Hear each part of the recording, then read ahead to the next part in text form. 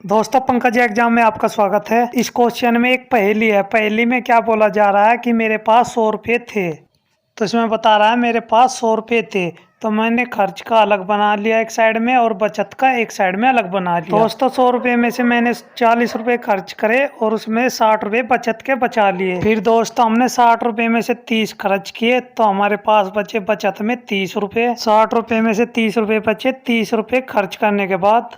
फिर देखिए 30 रुपये में से हमने 18 रुपये खर्च किए। 18 रुपये खर्च करने के बाद हमारे पास बचत हुई 12 रुपये की। अब दोस्तों हमारे पास जो 12 रुपये बचत के बचे हैं उसमें से हमने 12 रुपये और खर्च कर दिए तो हमारे पास क्या बचा 0 रुपये। अब देखिए दोस्तों हम पहले खर्च वाली साइड को जोड़ते हैं फिर बचत वाली साइड को जोड़ेंगे। सबसे पहले खर्च वाली साइड को जोड़ते हैं तो ये आ गया 0, 4 3 7 8 1 9 1 10। यहाँ पर 100 रुपये हो गया। तो हमारे पास 100 रुपये थे, हमने 100 खर्च कर दिए। अब बचत वाले को जोड़ते हैं, यहाँ 2 आ जाएगा, 6 8 3 9 और 1 10, यहाँ 10 आ जाएगा। बचत में हो गए 102 रुपये, यानी कि हमारे पास थे 100 रुपये और यहाँ पर बचत में 102 दिखा रहा है। ये कैसे हो रहा है? अब हमें ये देखना है कि हमारे पास 100 रुपये थे तो ये 2 रुपये बचत कैसे हो रहा है।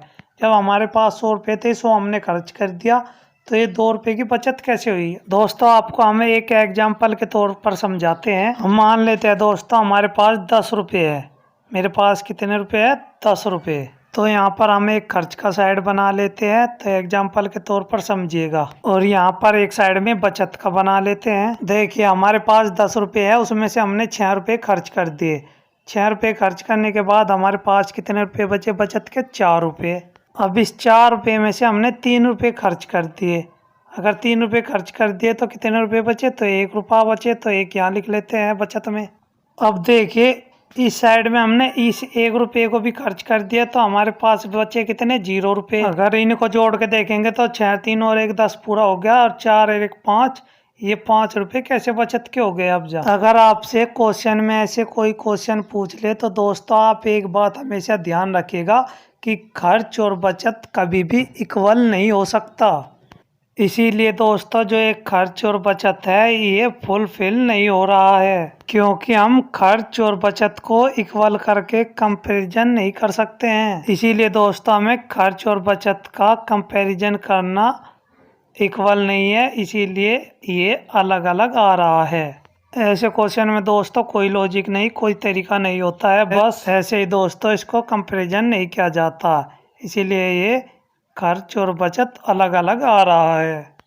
एक और क्वेश्चन लेके देख लेते हैं दोस्तों। आइए दोस्तों, जैसे कि मेरे पास कोई 12 मीटर का कोई एक लकड़ी है। तो दोस्तों मान लीजिए मेरे पास 12 मीटर की एक लकड़ी है। इस रीजन से भी दोस्तों ये कंपैरिजन नहीं हो पाएगा। ये भी यहाँ पर हम काट लेते हैं और यहाँ पर बचत लिख लेते हैं दोस्तों। देखिए दोस्तों 12 मीटर हमने इस लकड़ी में से काट लिया। 12 मीटर इस लकड़ी में से, ये लकड़ी है दोस्तों 12 मीटर की, इसमें से हमने 8 मीटर लकड़ी का टुकड़ा कट कर लिया। तो कितने मीटर बचे? यहाँ पर 4 मीटर बचे। अब इस 4 मीटर में से हमने 2 मीटर और काट लिया तो कितने बचे? हमें पास 2 बचे। और 2 मीटर फिर काट लिया तो यहाँ पर कितने बचे? 0 मीटर। अब इन्हें जोड़ेंगे, 8 और 4 12, तो 12 मीटर तो हमने लकड़ी में से काटा है।